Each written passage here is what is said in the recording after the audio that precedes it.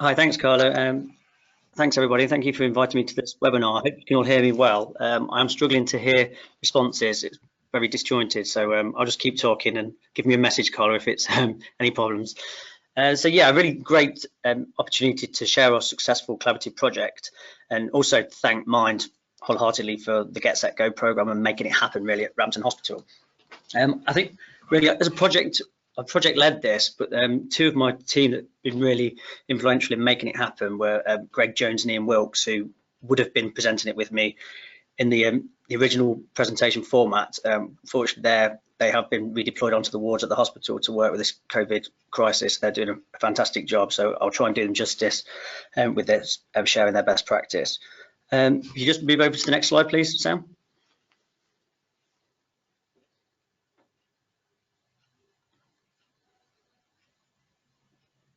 Can we have the next slide, please? Thank you.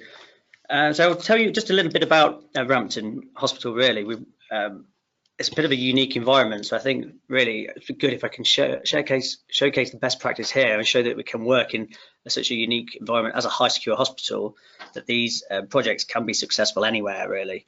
There's some of the patients and my staff delivering the training there. If we could just check next slide.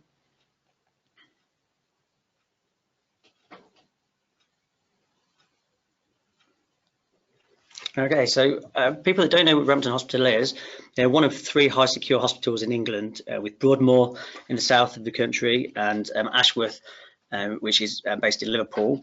And there is one other high secure hospital in Scotland, which is a different running in terms of the Mental Health Act there. We have a total of 322 patients across the hospital, and the hospital split into different care streams, which we have a national learning disability service, which includes a death service, and we have a mental health directorate, a personality disorder unit, and also the national women's health unit as well. Now, there's a lot of history at Rampton. We opened over 100 years ago, 1912, with 300 patients, and that went up to 1,300, and obviously that was in the old asylum days. If you could, next slide please, Sam. That's just an area view of our hospital and how big it is really. And again, next slide again. Okay, it's just a bit of an overview of some of the fantastic facilities we have at the hospital. And as the health and fitness manager, I'm very proud of these facilities. I've always had a vision really for my department to be really a key provider for physical activity in the NHS. I think with the facilities we've got, we are at a very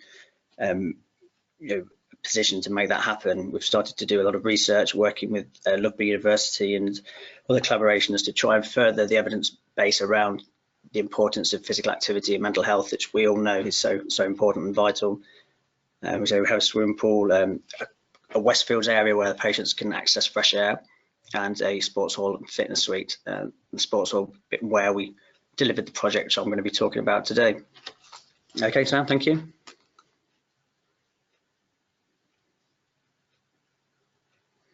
Okay, so the actual project, which was a collaboration with Nottinghamshire FA and Mind with the Get Set Go program, kind of came about an existing relationship with Nottinghamshire Mind and the chief executive there, Nicola Roberts. She approached us with some funding, and historically when we'd had funding, we'd often got Nottinghamshire, Notts County to come in and coach the patients, which the patients loved and you really enjoyed playing football, but it was very time limited. So if we had some money allocated, the patients would probably get 6 sessions, which they enjoyed engaging in.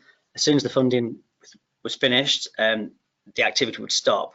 So for myself and my team, it was the sustainability wasn't there, and the succession planning. We wanted to look at how could we encourage the patients to continue engaging in the activity when the coaches left. So that's where we had the idea of actually, through the Get Set Go program, funding, using that funding to get the patients to have a qualification and have a level 1 football coaching qualification. So we just thought there'd be a really fantastic opportunity for them to use their skills to coach their peers, and as part of their recovery as well, just have this qualification, which we're very proud of getting. Also gave the opportunity for 2 of my team to work alongside the patients in gaining that qualification. and really peer learning. They were teaching the patients and learning at the same stage, so it was really good. I think the other bits around the projects, obviously there was a lot of challenges. There's operational challenges in trying to get sessions such as this to happen in a high secure hospital, and challenges for the coaches from FA to come in and realise that they couldn't bring the laptops in and memory sticks. We had to really rely on good planning and communication, how we were going to get the equipment in. We had to do working with the partners to deliver this bespoke course. So what the patients actually gained was a full certificate minus some of the e-learning elements, because we have some problems with actually having certain access to internet at the hospital. So the patients just missed out on the child safeguarding aspects, but they did everything else in terms of their own bespoke course. I think what we have done with Ian and Greg, so make sure they get the credit for this hard work, is they've written an article and it's been shared with the FA about the benefits of this, which perhaps we can send a link at the end of this webinar. I think what was really great was that the patients felt so pleased to have had support from the Get Set Go program that they wanted to give something back to Mind. So they had approached me and asked if they could do a fundraising event for to raise money for Mind, and this was two-pronged approach. We had activities and physical activities taking place within the hospital at the same time as a member of staff was organising events out in the local community, and the patients actually raised just under £2,500, which they were able to invite the chief executive of our local Mind to the hospital when they had coincided with the patients getting their level 1 graduation certificates, and we had a big event to celebrate that. Really, I think we've got some pictures there, Sam, if you want to just click through. We'll come on to those pictures later. There we go. That was the patients actually handing over the check to Nikki there in the middle. Very proud they were. If we just go back again, Sam, so we can have a look at some of the patient feedback from the course. I'll let you read that. There's some really good quality feedback there about how they were inspired and how it's really given them some meaning to helping their family and friends. I think really nice feedback at the end around making them readdress their lives and what they want to do when they move on from the high secure services.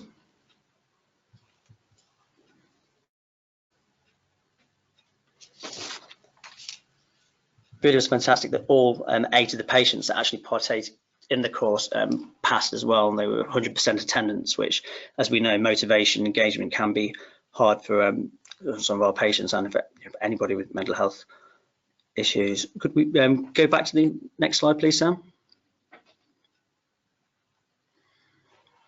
And the next one. So I had, as a patient who we can't reveal his identity, but there's the pictures of the coaches that delivered the training there. He's very proud. He's actually, that patient there has written a speech which we have recorded onto the, or was going to play it at the physical presentation, but I think we're going to put that on the webinar link afterwards so you can hear somebody reading his acceptance speech out. He talks very much about how much meaning it's given to him, how much how motivated it's made him, and really how appreciative he is for the Get Set Go program. And so I just really want to mirror that we've been so grateful to have this opportunity.